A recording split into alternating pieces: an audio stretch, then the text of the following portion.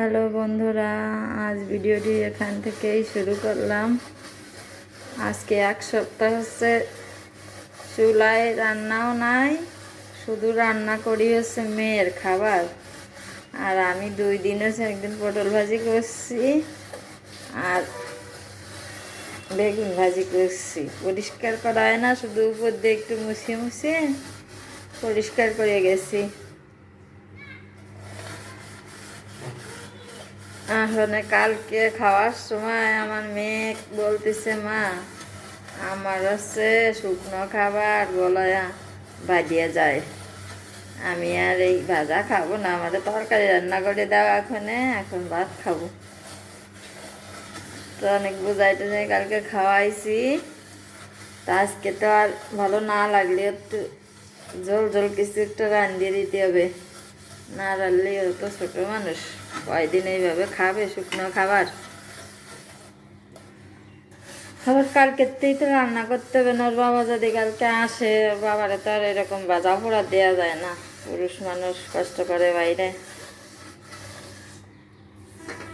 একটা কাজও হয় নাই। প্রতিবার ছুটির সময় মশলা করে রাখি, বাটে রাখি, ওর বাবা মশলা গুঁড়ো মশলার খাবার খাইতে পারে না, এবার হলো না, কি করবানি তা জানে কেনা। মশলাটাও কষিয়ে নিয়েছি, এখন চিকেনগুলো দিয়ে দেব। মুরগি তো সবাই রান্না জানেন, এটা আমার প্রতিদিনকে আর কি, যা রান্না করি তাই আপনাদের সাথে শেয়ার করি, এর চাইতে আর বাইরে কিছু নাই। আমি যেমন পারি তেমনই দেখাই।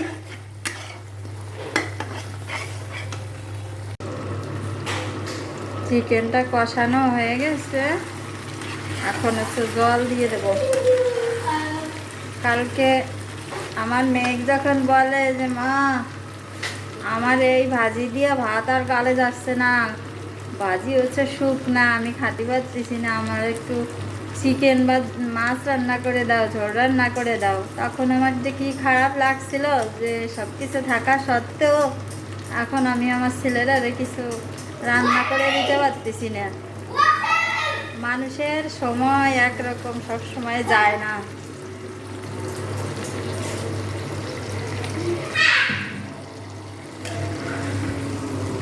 তাই আজকেও রান্না করার মতো অবস্থায় আমি নাই। এই যে বারে বারে একটু লাড়া দিচ্ছি, রান্না করতেছি, আবার যাইয়ে যাইয়ে একটু শুয়ে বসে থাকি, আসতেছি রুমে। এখন এইভাবে ছাড়া তো কিছু করার নাই। আজকে হচ্ছে গরম জলও করি নাই, ঠান্ডা জলই দিলাম। এখন এই চুলা একটু হালকা মাঝারি আছে দিয়ে আমি ওদের স্নান করাতে যাব, তারপরে আবার এর ভিতরে একবার আসি, দেখে যাব।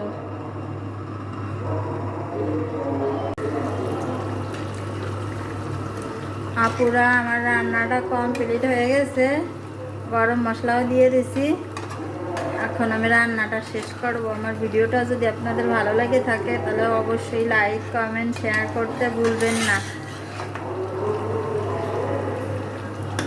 কাজ হচ্ছে বেশিরভাগ হচ্ছে আমার ছেলেটাই করতেছে, এই কয়দিন ঘর ঝাড় দিচ্ছে। ও হচ্ছে ছোটোবেলা থেকে অনেক বোঝে, ওরে কিছু বলতে হয় না। মেয়েটাও এরকম হচ্ছে ওর দাদার মতো।